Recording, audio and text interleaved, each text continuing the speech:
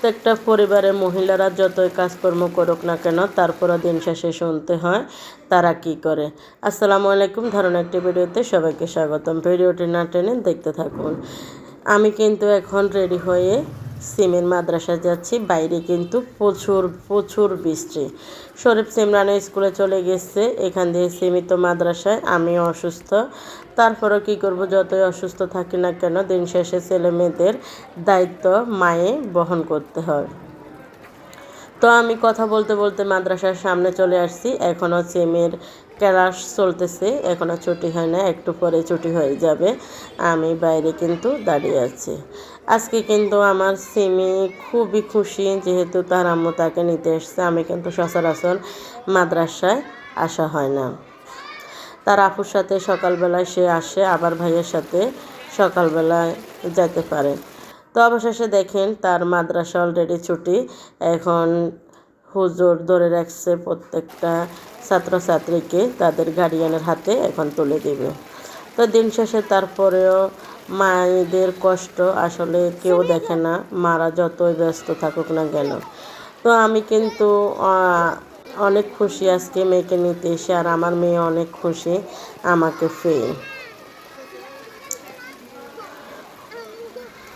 তো সবাই আমার সিমের জন্য দোয়া করবেন, আর প্রত্যেকটা ছেলে মেয়ের জন্য দোয়া করবেন, সবাই যেন দিন শেষে মানুষ হয়।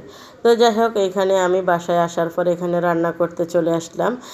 প্রথমে আমি রান্না করতেছি আজকে শাকভাজি। তো এখানে পেঁয়াজ, রসুন, কাঁচামরিচগুলা আমি একটু ভেজে নিচ্ছি। এগুলো একেবারে বাদামি কালার করে নেব।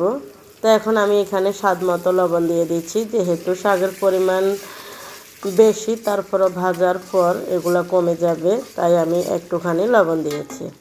তো দেখেন আমি বাদামি কালার করে এখন ডুলার শাকগুলো দিয়ে দিচ্ছি। আসলে কিন্তু আমার ফেনী ডিস্ট্রিক্টে শাক এইভাবে ভাজি করে, ডুলার শাক কোন ডিস্ট্রিক্টে কীভাবে ভাজি করে একটু কমেন্ট করে জানাবেন। শাক সবজি আমাদের শরীরের জন্য অনেক উপকার, আর এই শাকগুলা আমাদের শরীর স্বাস্থ্য ভালো রাখতে খুবই সাহায্য করে। এগুলাতে অনেক অনেক ভিটামিন। তো আমি যেহেতু ডাক্তার না, ডাক্তারের পরামর্শ অনুযায়ী বলতেছি। ডাক্তাররা সবসময় বলে শাক সবজি খাওয়ার জন্য। কোনো ডাক্তারে কখনো বলে নাই যে আপনারা সবসময় মাছ মাংস খান।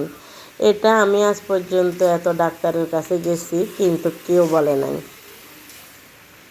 তো যাই হোক, আমি কিন্তু এখন শাকগুলো ভেজে নিচ্ছি। তো বন্ধুরা, আমি কিন্তু অনেক কষ্ট করে ভিডিও বানাই। আপনারা যদি আমার ভিডিওটা দেখে থাকেন, অবশ্যই আমার ইউটিউব চ্যানেলটা সাবস্ক্রাইব করে দিবেন। ফেসবুকে দেখে থাকলে ফেসবুক পেজটা ফলো করে দিবেন। আর টিকটকে দেখে থাকলে অবশ্যই টিকটক আইডিটা ফলো করে রাখবেন, যেহেতু ভিডিও ছাড়া মাত্রই আপনারা দেখতে পারেন। তো দেখেন আজকে আমার ব্লগটি কেমন লাগছে অবশ্যই একটি কমেন্ট করে জানাবেন। আজ এ পর্যন্ত, আবারও দেখা হবে নেক্সট ভিডিওতে।